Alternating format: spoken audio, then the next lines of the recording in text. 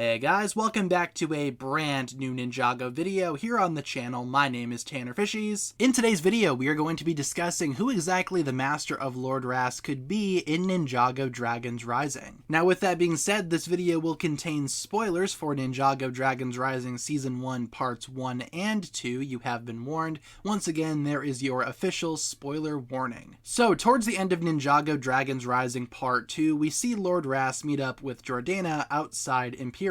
Lord Wrath explains that he wishes to recruit Jordana, more or less, because her work really impressed his master. And after Jordana agrees, they walk away to parts unknown together, inevitably setting up Dragons Rising Season 2. Coming off the back of this conversation, though, one of the most common questions that I've seen is who exactly was Lord Wrath talking about in this conversation? Who exactly is his master? We also heard Lord Wrath talk about his master during Dragons Rising Part 1, where he constantly mentions how he has an alternate plan somewhere else in Dragons Rising, a plan that's more specific to him and something that does not involve Imperium. He has something up his sleeve that not even Beatrix knew about. But inevitably, the Master of Lord Wrath is someone who Dragons Rising will showcase probably towards the very end of the entire series. We know that Lord Wrath himself is not the top dog. There is someone else operating in the shadows, controlling everything, pulling the strings behind everything that Lord Wrath actually does. And for today's video, we are going to be speculating regarding who exactly that person or persons could be. But of course, before we start talking about who it could be, let's talk about who it definitely isn't. The first option here is the Overlord.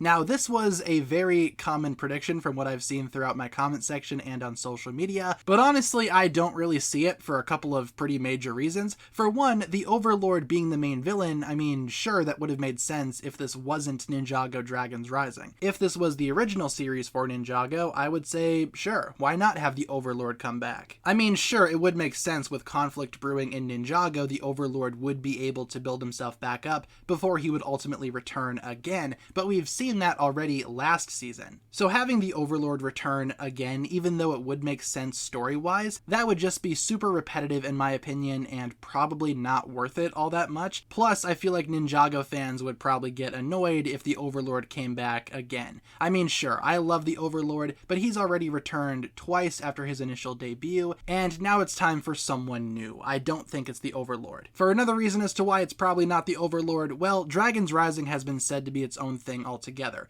no longer taking cues from the previous Ninjago series, but still maintaining continuity. Instead, Dragons Rising is its own series, and as a result, I feel like it needs its own Overlord. And I know I've said this before in previous videos and streams, but I still believe it to be true. Dragons Rising will not introduce the Overlord again because they want to have their own Overlord, their own overarching villain, and that's who Lord Wrath's master truly is. Again, if it was the Overlord, that would just be so repetitive. Someone new needs to step up and be the series' new big bad from here, and this is a perfect opportunity to do that. The second character that we're going to be discussing is Garmadon, and this one will be very brief because obviously it's not going to be Garmadon, but since Ninjago will be bringing back Garmadon for Dragons Rising Season 2, as suggested by some recent Ninjago 2024 set leaks, some folks think that maybe the true master of Lord Wrath could be Garmadon, and Garmadon being in the background, operating as the series' new big bad, that would not make any sense because of where we saw him in Ninjago Crystallized, when he was literally redeemed and joined the side of good. Garmadon returning to evil after the merge with Lord Wrath by his side, I admit that would be pretty cool, but it would not make any sense. Again, if this were a different series, under different circumstances,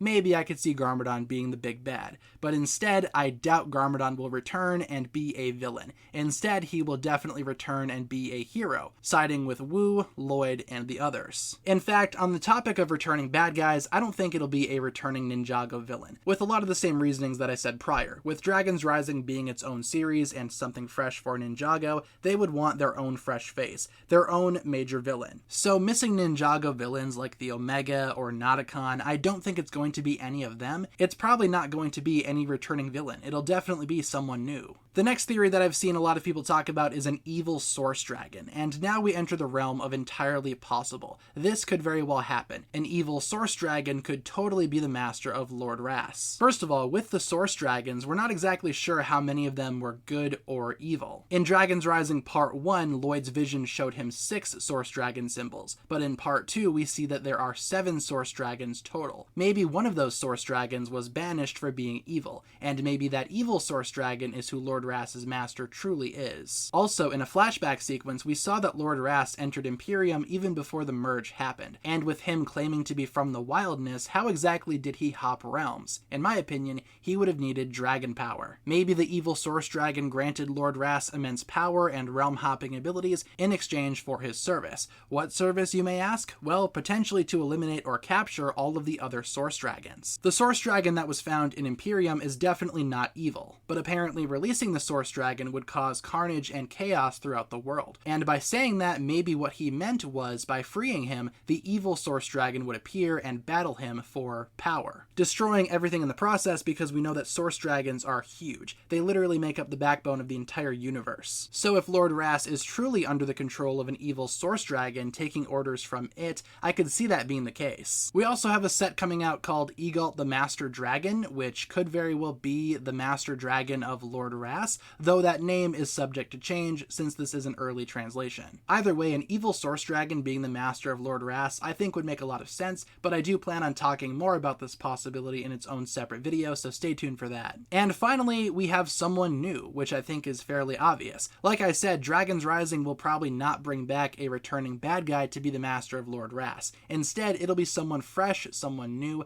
and someone unique to Dragons Rising. We do have another mystery character that shows up in the set listings for Dragons Rising Season 2, and apparently this character's name is Cinder. We have not heard anything about this character aside from the fact that they exist, so this could very well be the master of Lord Wrass. Either way, we are just going to have to wait and see. But no matter who the true master of Lord Wrass is, I can't imagine the ninja would face them until the very end of the Dragons Rising series. If anything, they will just keep building up this character season by season until finally, in the very final season for Dragons Rising, they reveal themselves as the series' big bad, pulling the strings the entire time. Again, very similar to a character type like the Overlord, but obviously not the Overlord, for all the reasons that I listed in today's video. And with that being said, this mystery is probably a long way from being solved, so feel free to leave all of your thoughts and theories down below in the comments section. Who exactly do you think the master of Lord Wrass is? Do you think it's going to be a new character or someone returning? And also, what do you think about the theory that it could be an evil source dragon? Like I said, I do plan on talking about that more in an upcoming video, so stay tuned for that. In the meantime, guys, thank you so much for watching today's video. That'll pretty much wrap it up for my thoughts here. If you guys enjoyed this one, feel free to like and subscribe, do all that fun stuff, and I will talk to you guys again very, very soon. Peace.